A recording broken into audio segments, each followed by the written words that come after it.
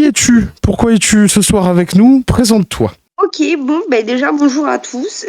Moi, du coup, je m'appelle Jade. Atafi, je suis la petite sœur de Pirorca. Je préfère l'appeler comme ça durant toute la vidéo. J'ai vraiment du mal à prononcer son prénom.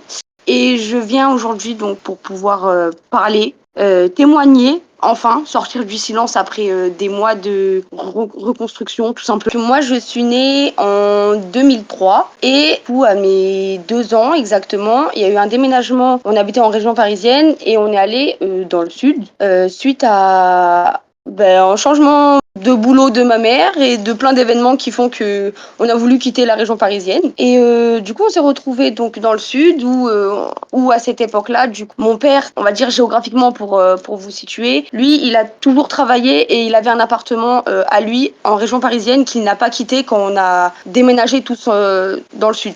Avec ma mère, mon frère, moi et mon père, du coup. Et du coup, mon père n'était absolument plus... Enfin, il était là un week-end sur deux quand il avait des jours de repos. Il descendait dans le sud avec nous pour rester avec nous en famille. Et sinon, la semaine, il devait en général travailler à Paris. Et du coup, ça a commencé. Le premier souvenir que j'ai eu, c'est à mes 5 ans. C'est le premier souvenir que j'ai. Je visualise mon frère en train de venir essayer de me demander si j'ai des petits copains ou... On a 8 ans d'écart, moi et mon frère. Donc moi, quand j'en avais 5, il en avait 13. Ouais. Donc lui, il était vraiment à la préadolescence. Et il avait de plus en plus de comportements où il venait, il essayait de savoir si j'avais déjà touché le zizi de un tel ou déjà fait des choses avec mes amis ou quoi, à l'école et tout. Enfin, À tes j'étais 5 ans? vraiment débile, genre. Ouais, à mes 5 ans. Vraiment, littéralement, à mes 5 ans. Alors, En fait, je pense qu'à ce moment-là, vraiment, dès cet âge-là, il s'est dit, je suis pas normal, faut que je sache si ma sœur est comme moi ou si c'est moi qui suis fou. Du coup, ta réponse, c'est vraiment que t'es le seul au monde là, dans ce milieu-là, vraiment. Alors, je me permets juste de rebondir juste sur un truc concernant le déménagement. Il a vendu à Internet tout entier que t'étais la raison du déménagement. Et c'est pour ça qu'il t'en voulait. Et là, maintenant, t'es en train de nous apprendre que t'avais 2 ans lors du déménagement. Mais je portais des couches, en fait, quand mais on a même déménagé. Pas des donc, je ne sais pas à quel moment je suis responsable. Mon père était propriétaire en fait de la maison. Là pour le coup c'était une maison avec un jardin qu'on avait. Il a juste tout simplement vendu pour habiter au bord de la mer. Pétage de plomb, mon père a bossé voilà, les RATP, voir les trains, les métros, les trucs, les gens qui se suicident et tout. Enfin à un moment donné il a dit à ma mère c'est bon, on va dans le sud. Et en fait ma mère dans les 6 mois, elle s'est fait muter. En fait elle a trouvé un travail et du coup on a pu déménager dans le sud rapidement. Ça s'est fait vraiment en 6 mois quoi. Je me permets juste je portais des couches encore. Hein.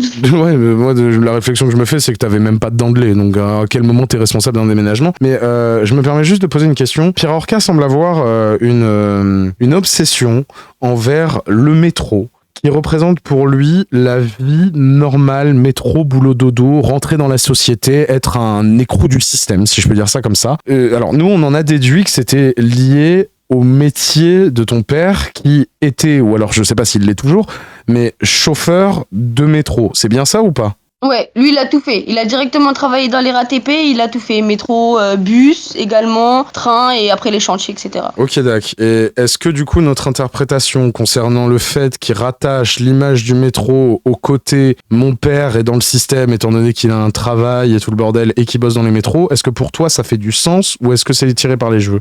Non, franchement, c'est logique. C'est vrai que mon père, il aurait pu avoir d'autres choix de vie en soi, mais il avait choisi sa vie de famille avec son travail et voilà, après sa retraite et tout. Il a sa maison, il se barre, il fait il fait le tour du monde. Ça a toujours été ses projets, entre guillemets. Ok. 5 ans, lui, il en a 13 et c'est le début, du coup, des abus sexuels, c'est ça? Oui. Ça prend quelle forme au début, si c'est pas indiscret? Quelle forme? Vraiment le truc du jeu, genre. J'ai l'exemple d'une fois où c'était au même âge du coup. C'était son anniversaire et on avait un trampoline gonflable et tout dans la chambre. Et c'était du genre même devant nos amis ou quoi, hein, vraiment à se faire passer comme si j'étais sa petite copine. Genre vraiment c'était très gênant. Devant vos amis communs? C'était des enfants, tu vois. Genre lui en général il était souvent... Alors attendez, 13 ans... Ouais non, du coup non, ils sont grands. Désolé, j'ai pas la conscience d'âge. Enfin je fais pas attention à la différence d'âge que j'ai avec mon frère, tu vois. Donc principalement c'était que quand mes parents étaient pas là. Mais je me rappelle rappelle d'une fois où il y avait encore une copine à moi et il est passé, il m'a mis la main aux fesses et tout devant elle et ma copine elle a dit ça se fait pas, je vais le dire à ma mère et moi du coup j'ai poussé mon frère et il s'est fait une entorse. Il a menti à ma mère, il a dit non mais je suis tombée, j'ai fait un salto et je suis tombée et tout. Ça C'est vraiment prenait... la gros mytho pour le coup. Mais...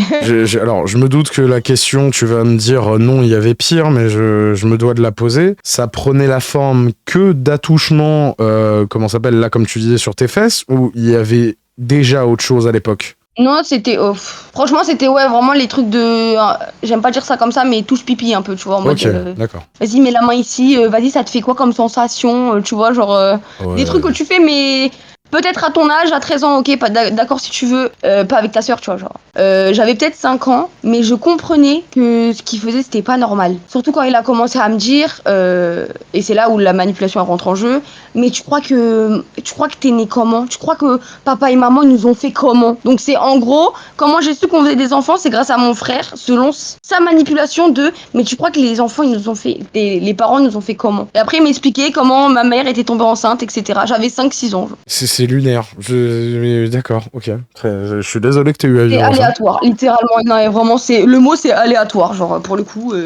De 5 à 8 ans, tu me disais qu'il y avait l'établissement d'une... Le terme est dégueulasse, mais je l'ai écrit en guillemets et tout. C'était un terme que tu avais utilisé lors de nos premiers appels pour qu'on fasse le plan de cet entretien. Tes 5 à 8 ans, du coup, il y a une espèce d'établissement d'une routine en termes d'agression sexuelle qui se met en place. C'est ça? Ça prend quelle forme? Ça prend la forme que à chaque fois que je suis dans ma chambre tranquille ou enfin en tout cas que ma mère faisait à manger ou mon père prenait une douche ou quoi, fallait toujours qu'il vienne et qu'il fasse des approches vraiment malsaines pour le coup. Et c'était quotidien. Genre il venait un peu, il revenait. Mais de toute façon, tu verras, tu vas finir par craquer. Tu vas C'était finir vraiment par des trucs. craquer. Mais tu veux pas être ma petite copine. Vraiment, je vous jure qu'une fois, le souvenir qui m'est sorti quand j'avais, grâce à ma mère, parce que du coup elle est hypnothérapeute, elle avait réussi à me faire sortir des souvenirs quand j'étais tombée enceinte de mon deuxième et que du coup il y a eu La mémoire traumatique la qui s'est justice qui a réveillée. commencé à s'en mêler, etc.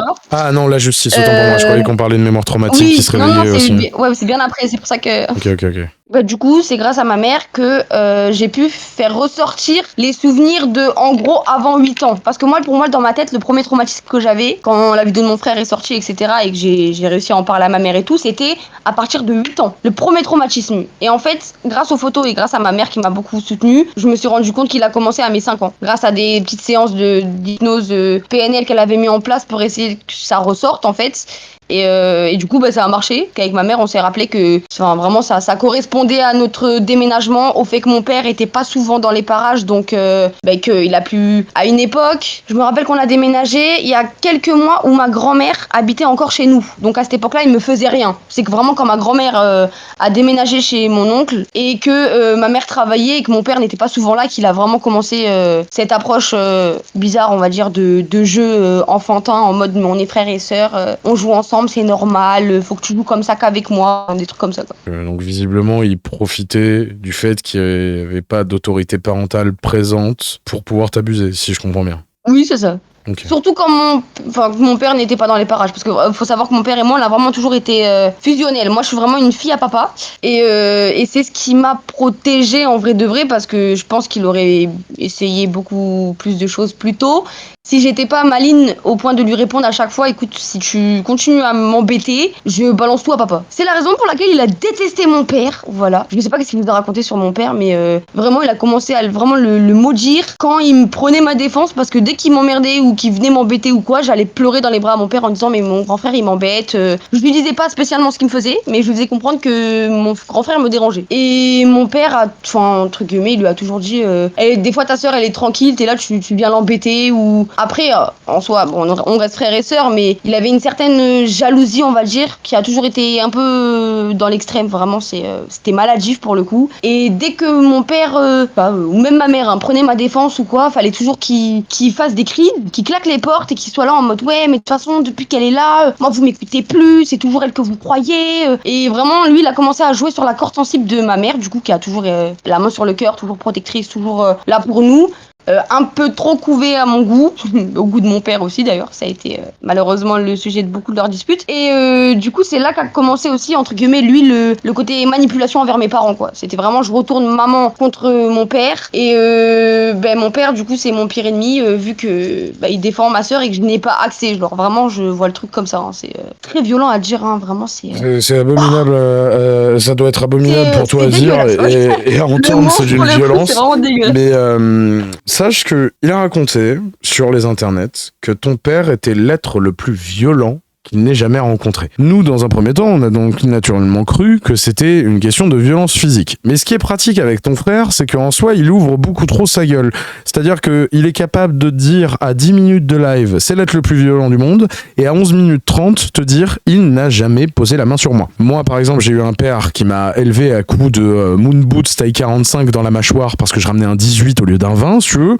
Moi, je m'attendais à ce qu'il nous parle de violence intrafamiliale, d'éducation un peu à la dure ou quoi que ce soit, si tu veux. Et donc, du coup, là, on a face à nous une espèce de phasme fragile au possible qui nous dit qu'en fait, l'être le plus violent du monde, c'est son daron. Et j'ai juste l'impression que, en fait, ce qu'il considère comme étant de la violence, c'est le côté un peu strict autoritaire d'un parent. Donc, du coup, sache qu'il a vendu votre père comme étant l'archétype de l'homme le plus violent de la planète. De la planète? Non, faut doser par contre. Quand t'es en là, en fait, vraiment, le vrai problème de Pire Orca, c'est qu'il ne sait pas doser. Et pour le coup, t'es pas le seul à penser qu'il ouvre trop sa gueule. Parce que mon père, le nombre de fois qu'il lui a dit, vraiment, c'est... En fait, c'est lui qui, depuis qu'il est petit, il ne veut pas s'adapter au monde. Faut que le monde s'adapte à lui, en fait. Et mon père, il supportait pas ça de lui. Du coup, ça a créé forcément une rivalité entre les deux, là. Ça va sortir de ma bouche, je le précise. Il n'a jamais levé la main sur mon frère et sur moi. Une fois, je précise, j'avais 16 ans. Et vu comment je partais en cacahuète, désolé du terme, c'est mon père, je peux me permettre, la gifle était méritée. Voilà, vraiment, c'était, comme vous le découvrirez plus tard, la période où je suis rentrée littéralement dans la drogue, les soirées tout le temps.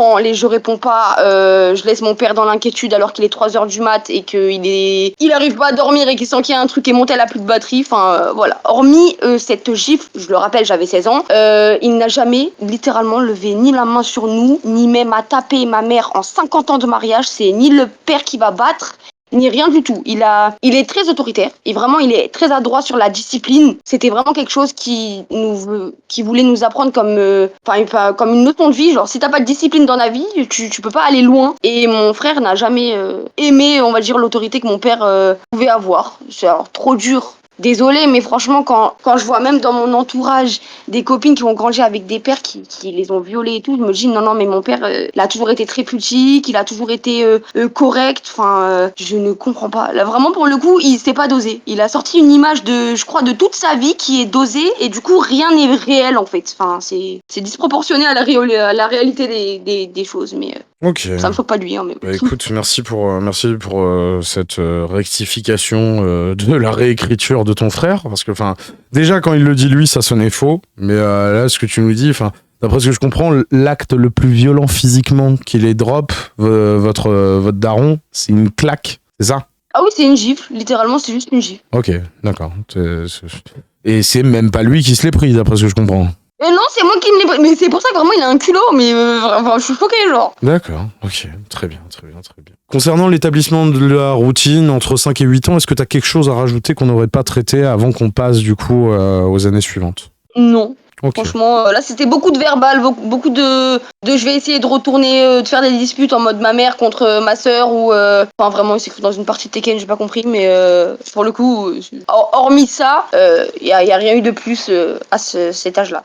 Ok, d'accord.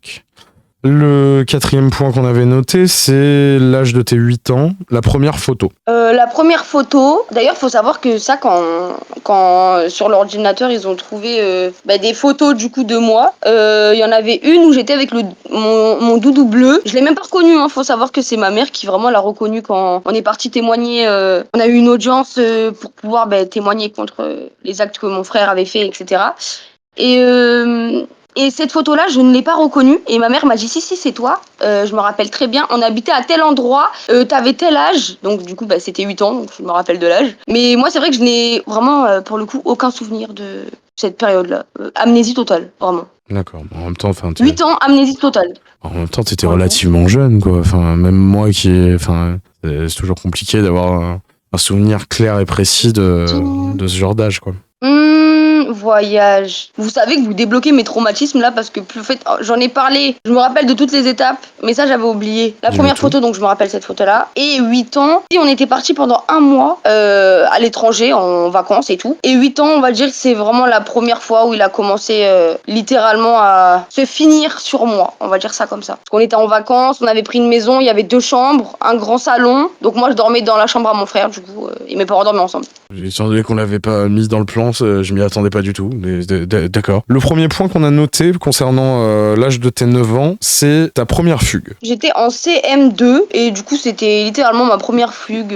On avait déménagé ou changé d'appartement et moi j'étais restée dans la même école mais du coup je voulais changer d'école donc je sais plus pour quelle raison j'avais fugué de l'école et mes parents m'avaient retrouvée à la maison. Le deuxième point, c'est les photos. C'est du coup, le fameux, à ce que j'ai appris, comme mon frère n'est pas du tout discret, il a laissé s'échapper, on va dire, dans un de ses lives, le fameux dossier. Le dossier Gamine. Le dossier Gamine. Alors, voilà. je me permets de rappeler un tout petit peu le narratif qu'il a vendu concernant ce dossier. Lui, il disait que les photos qu'il y avait dans le dossier Gamine, alors déjà, il se contredisait parce qu'en soi, on avait vu que c'était des images qui étaient nommées comme étant soit des trucs qu'il avait importés sur le site coco.fr, soit des trucs qu'il avait téléchargés sur le site coco.fr. Pour celles et ceux qui ne savent pas, Coco est un des premiers sites en termes de fréquentation de pédophiles sur l'internet français. Et grossièrement, il vendait le narratif suivant. Les photos qu'il y avait dans ce dossier-là étaient des photos d'une amourette de jeunesse durant ses années adolescentes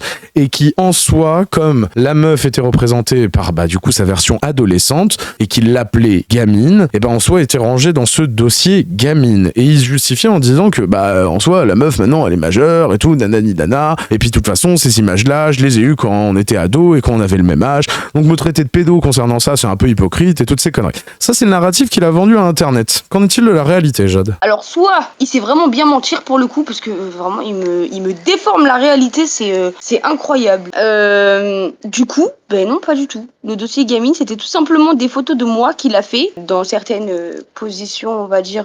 Littéralement, c'est genre je jouais la mannequin, mais la mannequin pour des sites pas très corrects, surtout à mon âge, bref. Et lui jouait littéralement le photographe et il adorait me voir au naturel, voilà, avec des petites couettes et tout, vraiment un truc, un genre de mise en scène filmée ou qui prenait en photo et qui gardait soi-disant pour lui, voilà. Et le Gamine, du coup, non, du coup c'est pas une amie ou je sais pas quoi, enfin je sais pas ce qu'il a raconté, c'est mon père qui m'appelait la Gamine. Quand il parlait de moi, il disait la gamine ou la gosse là-bas, là. Voilà, il adorait, c'était mon petit surnom. Du coup, c'est pour ça qu'il a nommé le dossier la gamine. Donc non, ça a rien à voir avec la réalité là pour le coup. D'accord. Ce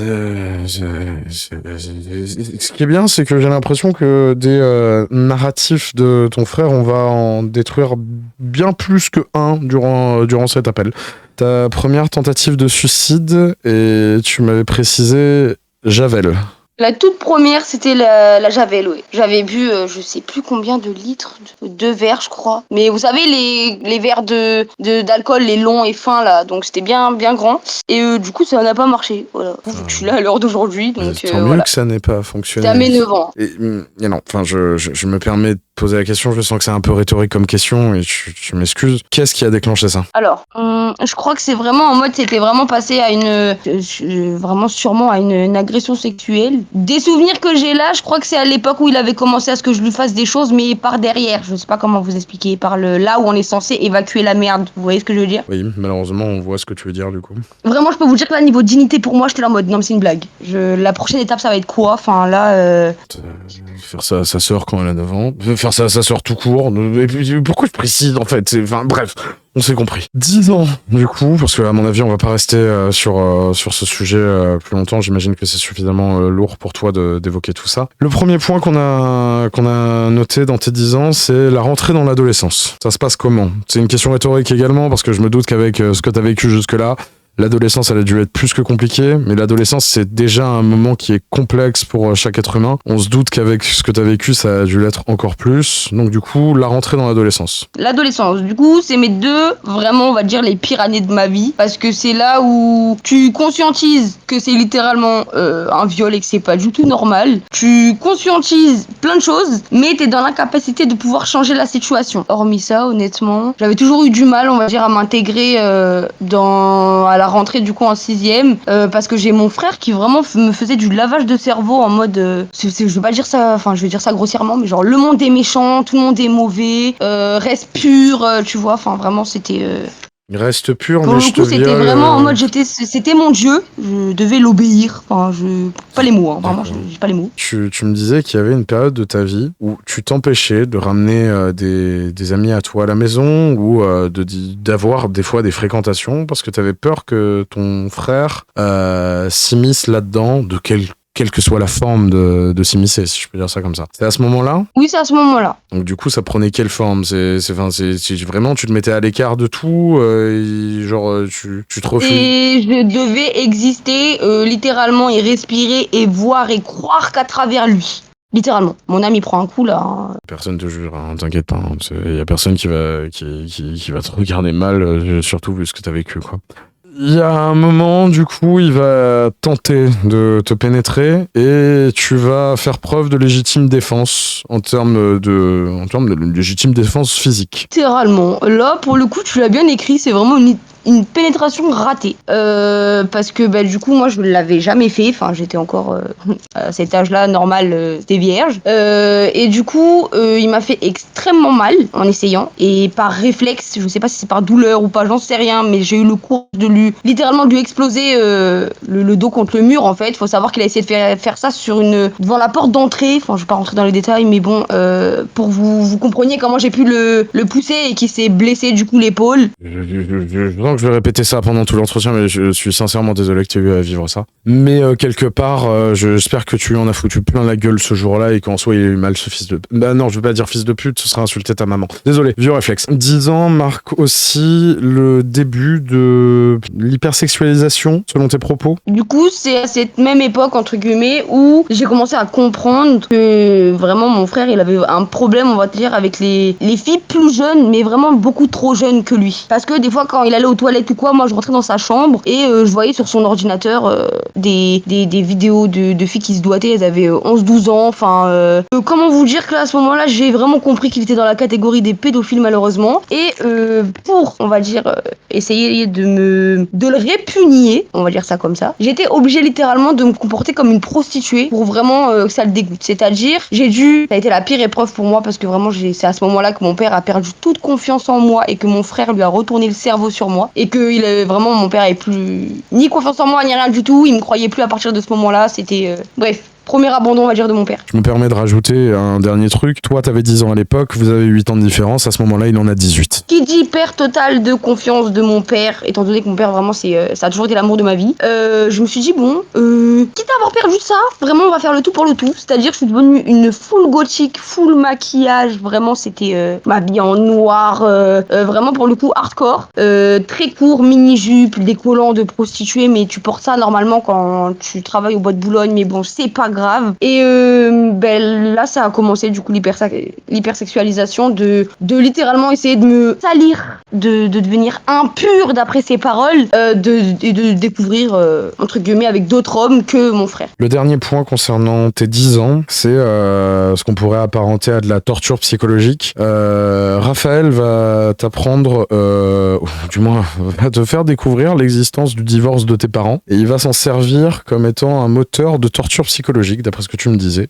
Exactement. Je sais pas comment je pourrais plus vous développer que le fait que quand j'ai commencé à lui dire qu'il allait littéralement arrêter, je sais pas si c'est cette année ou l'année d'après que ma belle-sœur du coup a habité à la maison. Il avait, je crois, dit à ma mère que il avait une petite copine et moi je me suis dit je vais me servir de ça pour essayer de me détacher de lui. Donc lors d'une conversation, je me suis dit bon, on va essayer de lancer le truc et tout, t'as une petite copine et tout, mais elle est pas jalouse, nanana, blablabla. Il me dit c'est très simple, en fait c'est là où il a commencé le chantage, chantage affectif. Mais sache que les parents sont divorcés blessé, hein, et papa sera pas toujours, il pourra pas toujours être là pour prendre ta défense, littéralement, pour me protéger, quoi. D'accord. Donc non Donc je seulement... découvre que mes parents sont divorcés depuis 1 an, mais que ils s'aimaient tellement qu'au final, bah, ils s'étaient remis ensemble entre deux, donc je n'étais pas au courant. Enfin voilà, c'est génial. Donc non seulement il te fout ça dans la gueule alors que t'en étais pas conscient, mais en plus de ça, il s'en sert pour faire de la torture psychologique, quoi, si je peux dire ça comme ça. On rappelle qu'à ce moment-là, tu es une enfant de 10 ans, quoi. Ok. Et lui, on a un majeur de 18 ans, voilà, littéralement. Je précise aussi comme ça, dans la foulée. Oui, non, mais enfin, on va passer à tes 11 ans, pour un point que tu as vite fait évoquer et tu as un peu développé, mais du coup, je te le réénonce quand même, au cas où il y aurait quelque chose d'autre qui te vient à l'esprit. Toi, la perte de confiance avec ton père, tu l'as vécu comment? Honnêtement, en une phrase, je pense que c'est vraiment, ben là, on a vraiment plus rien à perdre dans ce monde. Mais alors, vraiment, c'était, quitte à avoir perdu ça, genre le reste ne compte pas. Là, pour le coup, c'est vraiment mon père, c'était il y a que mon père qui compte, genre. Donc, c'est déchirant d'entendre ça. entre guillemets, pour moi, premier abandon de mon père. Moi, je dis ça comme ça, perso. Je le comprends parfaitement et c'est relativement déchirant d'imaginer la situation dans laquelle tu as été. On va passer au deuxième point qui, à mon avis, est bon, il est glauque, mais disons qu'à mon avis, il est moins triste, il est plus pathétique concernant ton frère. C'est hilarant. Le mot, c'est hilarant. À tes 11 ans, du coup, ton frère est âgé de 19 ans et c'est le début du moment où monsieur commence à se prendre en photo avec des strings, donc on peut dater le début du personnage de Les Bled à ses 19 ans. À qui appartenaient ces strings qu'il arborait en photo, du coup, ma chère Jade? C'est tout début, première vraiment, quand il a commencé, c'était mes strings à moi qu'il prenait. Bon, bien évidemment, il prenait dans mes strings et après il allait voir mon père et il disait « Oui, non, mais c'est honteux, comment ça se fait que Jade elle a même pas cet âge-là et vous lui offrez déjà des strings, moi j'ai dû galérer je sais pas combien de temps pour avoir ça » ou enfin vraiment, encore, hein, je le rappelle, la manipulation aux côtés des parents aussi. Et je comprends pas, il devrait être content puisque du coup il avait des strings. En fait, je suis tiraillé entre deux points. D'un côté, je trouve ça glauque de ouf que le mec se prenne en photo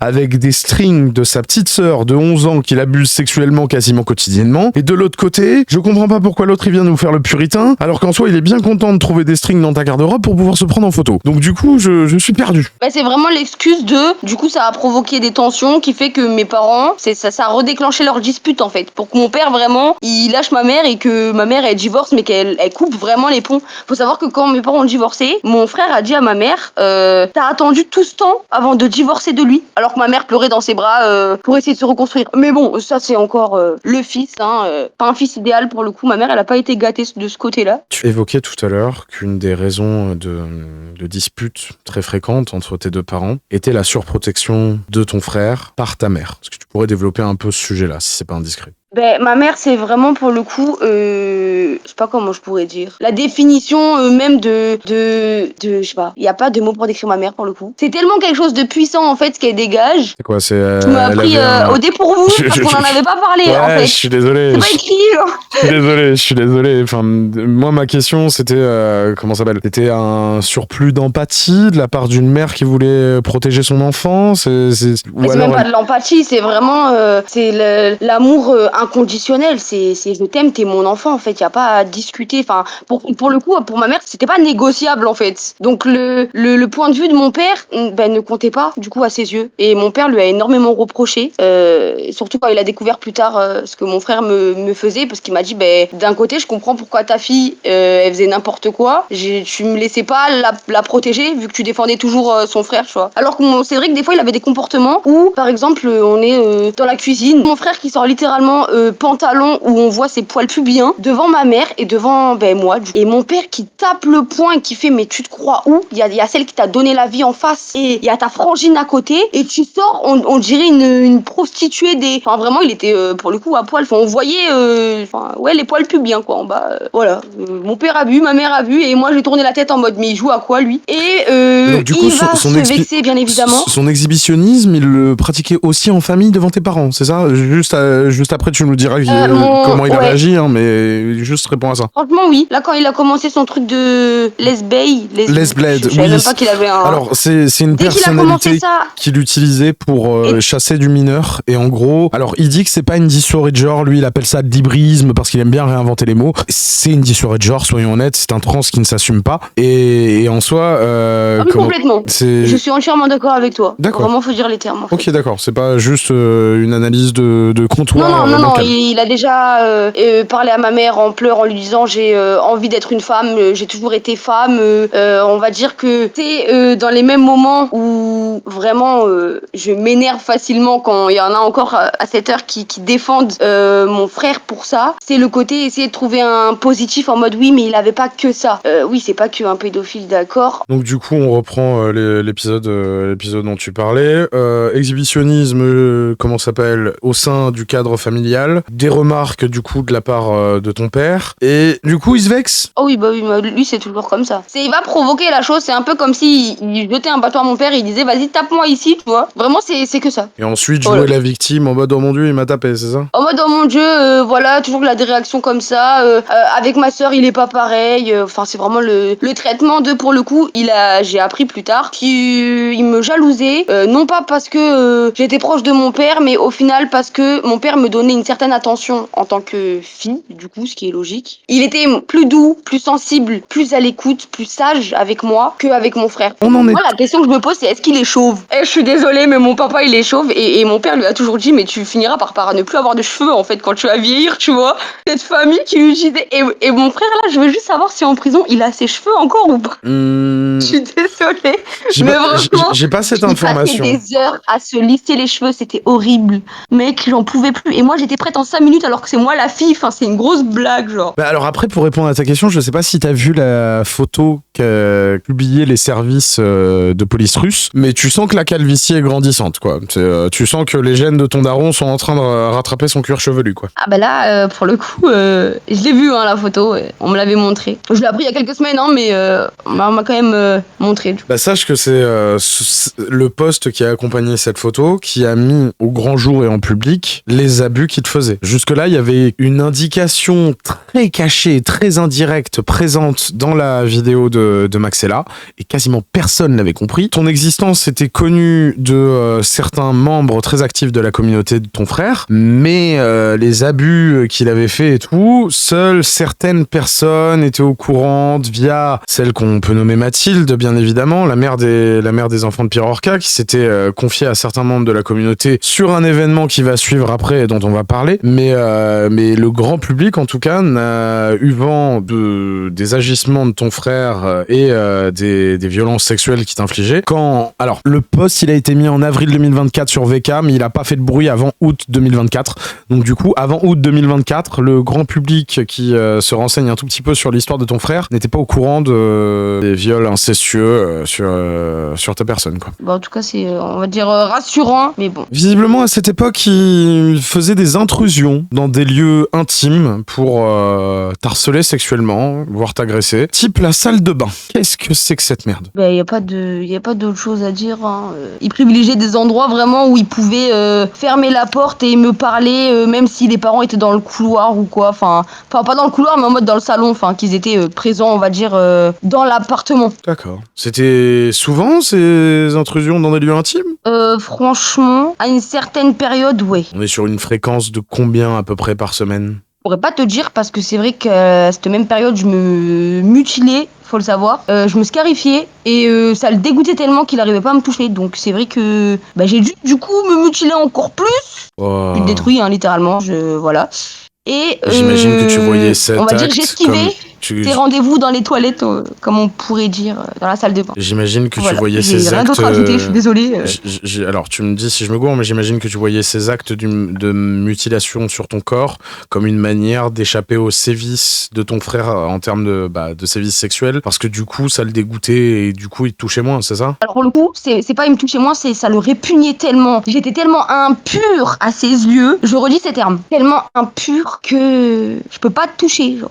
Je ne pose pas les mains sur toi, tu vois. C'est abominable, ça veut dire que Du coup, c'est nickel. Donc moi, je fais quoi? En tant que je me protège et que je m'en fous de mourir aussi, vu que mon père m'aime plus, je me détruis le corps, en fait, littéralement. C'est abominable, c'est-à-dire que t'es en train de me dire que la mutilation était devenue ta porte de sortie pour éviter des sévices. Oui, littéralement. Ah, mais vraiment. Bah ouais, Non, c'est vrai que je vous mens pas qu'à cette époque-là, je préférais me faire du mal et faire en sorte que ma famille, ça reste une famille, entre guillemets, normale. Quitte à ça soit injuste pour moi, je prenais sur moi. Vraiment, mon objectif, c'était de protéger mes parents, là, pour le coup. Comment dire à mes parents que, oh, vous savez, cette chose que vous avez mis au monde, là, elle me fait ça, genre. Voilà, je suis maman actuellement, faut le savoir. Et je vous pose la question. Donc, vraiment, j'exige des réponses. C'est impensable de me dire que tout ça, je dois le cracher comme ça. Ouais, c'est vraiment, pour le coup, un manque de respect. Je te crache à la tronche de ce que t'as essayé de mettre au monde. Genre, je sais pas. Pour le coup, l'illusion, à cette époque-là, c'était vraiment la meilleure solution que j'ai trouvée,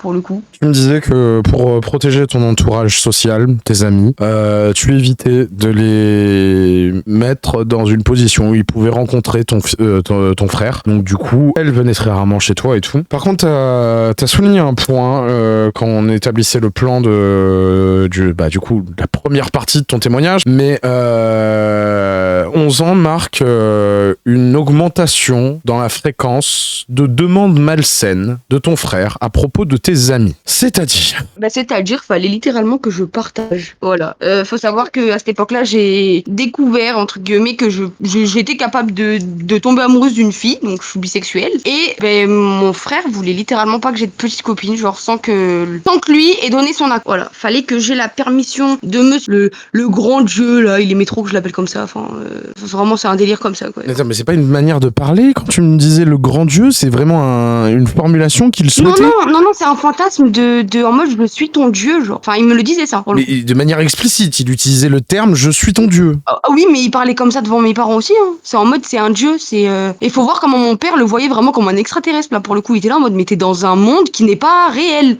Oui. Mais bon, ça, mon frère, non, faut pas le vexer, mais non. Tu veux encore énerver son ego, là? Oh, tu vas le vexer encore. C'est hilarant, je te jure. Oh putain, le point d'après 11 ans, du coup, marque également l'âge que tu avais lors d'un événement qui a fait vomir toute personne qui a entendu ça un jour. Le fameux plan à 3 entre Raphaël, toi et Mathilde. Mathilde, je précise, c'est l'ex-femme de Pirorca, qui est la mère de ses enfants. Qu'est-ce que c'est que cette histoire? Parce que nous, on en a eu vent, parce que Mathilde en parle à un nombre incalculable de personnes, en disant qu'elle s'en veut, qu'elle regrette et tout, nanani nana et tout, si tu veux. Mais là, on est quand même à un stade où t'as 11 ans, lui, il en a 19. Mathilde, je suppose qu'elle était dans les mêmes tranches d'âge, on va dire entre 18 et 20. Ils ont 6 mois d'écart, elle avait encore 19 ans à cet âge-là. Ok, d'accord, très bien. Elle venait, genre 2 mois après, elle allait avoir ses 20 ans. Je me rappelle très bien. Comment on arrive à une situation il y a un plan à 3 avec mon frère et ma belle-sœur. Et je te dis pas ça dans le sens où tu es responsable de la situation, c'est juste, ça me paraît tellement lunaire comme équation que je suis désolé, j'ai besoin de réponse. Ah non, c'est tout simplement du grand Pirorca. Faut savoir que ma belle-sœur était littéralement au courant de ce que mon frère me faisait. Mais bon, mon frère jouait sur ça, du coup. C'est en mode, je vais te rendre jalouse, littéralement. Je vais te manipuler, te faire croire que ma sœur a envie de toi. Et je vais faire croire à ma sœur que, vu qu'elle est bisexuelle, et qu'elles se trouvent sexy toutes les deux, parce que j'avais dit une fois mais elle est trop mignonne et tout, ta copine et tout, elle est trop gentille. Enfin, quand je l'ai connue la première fois, j'étais en mode ouais, une grande sœur, tu vois, genre et lui il était vraiment en mode putain, mais si je les ferais baiser les deux, genre vraiment c'est sa logique. Je suis désolée, c'est très moche à dire, c'est horrible, mais je peux rien dire de plus à part un plan à 3 du coup. Voilà, ça a fini comme ça. On s'est rendu compte dans la salle de bain après, d'ailleurs, quand ma mère a appelé sur le téléphone, et c'est ça qui nous a sauvés, merci, dans le salon, pour savoir si tout allait bien, parce qu'elle, je sais plus, elle était partie en vacances ou chez ses copines, elle était pas à la maison. Et du coup, on était plusieurs jours, entre guillemets, tous les trois. Donc c'était à cette période-là qu'il y a eu cet événement. Je précise qu'on se trouvait mignonnes toutes les deux, mais vu l'écart d'âge, Mathilde avait refusé de base. Elle lui a dit, mais elle est beaucoup trop jeune. Enfin, elle est trop jeune pour moi. Elle me plaît, mais elle est trop jeune pour moi. Donc l'âge, elle voulait pas de base. Attends. Mais mon frère a dit, ouais, mais non, ma petite sœur, elle veut. Alors je voulais pas, hein. Je rappelle encore une fois que c'était vraiment le stratagème de je vais dire à l'une telle chose et à l'autre telle chose. Mais les deux, on se parlait pas beaucoup. Faut dire que il était très jaloux avec elle, donc fallait. Devant mes parents, il faisait croire en mode ouais, ma soeur touche pas à Mathilde et tout, nanana, mais derrière, il voulait nous faire frotter l'une à l'autre. Enfin, c'est vraiment tout et son contraire, mon frère. C'est pour le coup. Après, c'est un procédé de manipulation connu, ça. Espérer que deux parties ne soient pas en communication et leur vendre une vérité différente à chacun et tout, histoire d'arriver à ses fins et tout, c'est un procédé qu'on retrouve beaucoup dans des situations de manipulation familiale, malheureusement. Par contre, je suis obligé de rebondir sur un truc. Mathilde, sa réaction, c'est non, elle est trop jeune. Genre l'inceste, ça la dérange pas. Non, comme j'ai dit, je veux pas parler de sa vie à elle, mais pour elle, entre guillemets, genre c'est pas tabou le sexe. Genre tu peux essayer une fois comme ça avec ton frère, ça passe.